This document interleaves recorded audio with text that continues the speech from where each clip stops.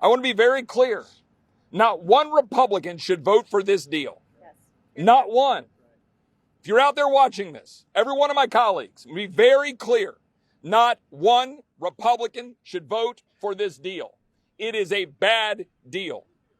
No one sent us here to borrow an additional $4 trillion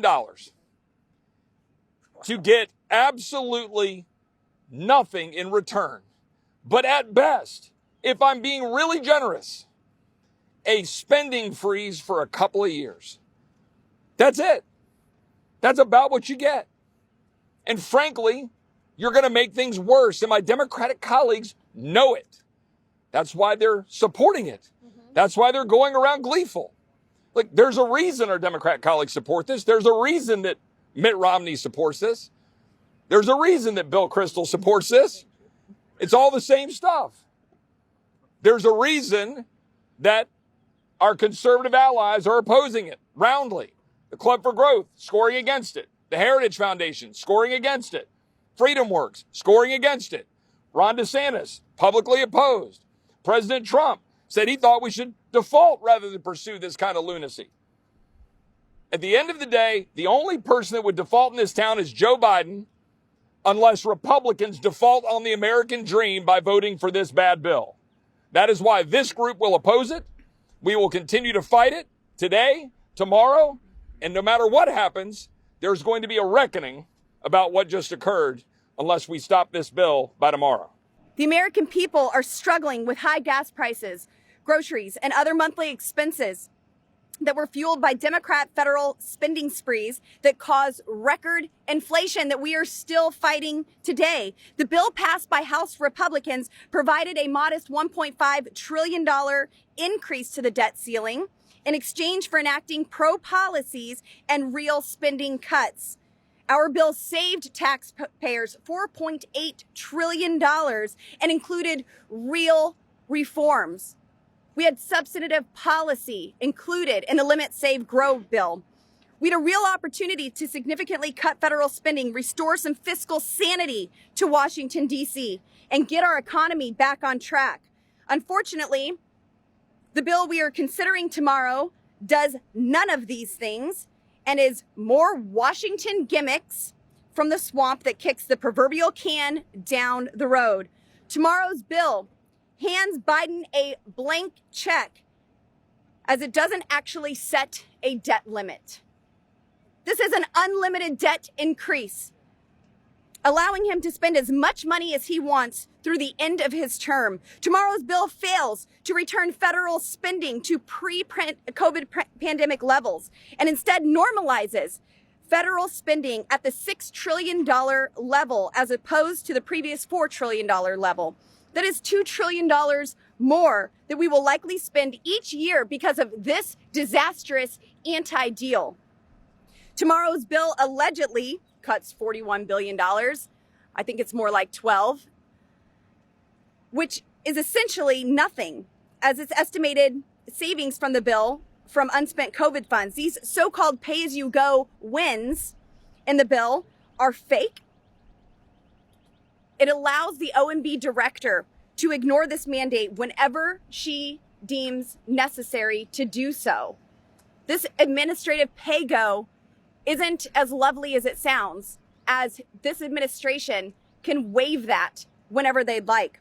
Republicans said we're going to defund Biden's new army of IRS agents. Yet this bill prohibits only $1.4 billion of that $80 billion. So at the end of 10 years, okay, the IRS has $1.4 billion left to spend. They can still spend the rest of that money however they so choose to attack the American taxpayer, middle-class taxpayers that the IRS will be weaponized against. And shockingly, in tomorrow's bill, there are no actual budget caps required after 2025. Only non-enforceable appropriations targets. CBO's estimate of $2.1 trillion in cuts that everyone is touting will never materialize because there is nothing real in this bill to enforce. In short, tomorrow's bill is a bunch of fake news and fake talking points that will do nothing to rein in out of control federal spending if every Republican voted the way that they campaigned, they would vote against tomorrow's bad deal, because this is the very thing that we all campaigned to put an end to. Washington is doing it again. While you were celebrating Memorial Day, all of our men and women who gave their lives for this great nation, and you were spending time with your family and your friends, this town was cutting another crap deal that's going to put you more in debt with no real changes whatsoever. So the American people need to understand full and well, do not listen to the talking points. Do not listen to the cool phrases that are being thrown out in commercials on CNN or Fox or MSNBC, because Washington is lying again. This bill has no cap in raising the debt, just a date in the future. We have no idea what that number is going to look like. Some people are saying 4 trillion. Some people are saying 3.5 trillion.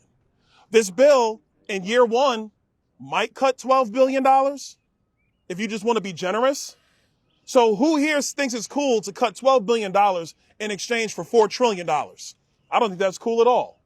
This bill actually keeps the Biden baseline intact for the federal agencies. The Republicans in Congress have been saying for months that we need to get back to pre-COVID spending levels. This bill canonizes post-COVID spending levels brought to us by Joe Biden and the Democrats. This bill keeps all of Joe Biden's policy, all of Joe Biden's spending intact. This bill does nothing for the Green New Deal subsidies that are going to cripple our electric grid. So when Americans are trying to figure out that they went and bought this electric car that they were subsidized to buy, but when they plug it in, there's not enough electricity on the grid, that is because Washington subsidized all these Green New Deal projects and nobody stood up to it except for people standing behind me right now.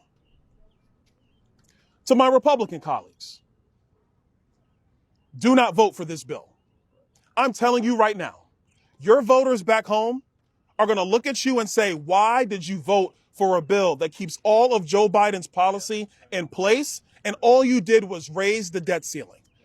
They're going to tell you, why did you not stand up and demand that they go back to the table and renegotiate this deal?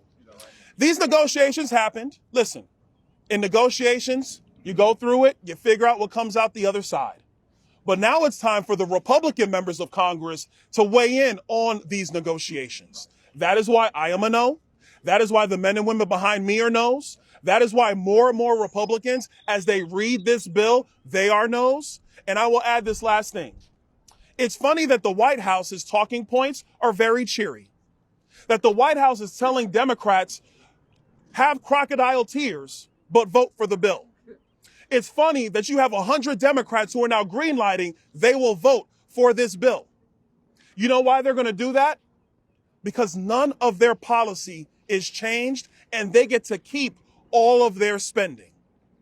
And last but not least, if we were going to do something constructive for the country, if Joe Biden didn't want to get rid of his crazy Green New Deal spending, the least we could have done is secure the southern border. Yes, hear, hear. And we didn't do that either. To my Republican colleagues, vote no. Vote no and do the right thing. And let's go find a better deal.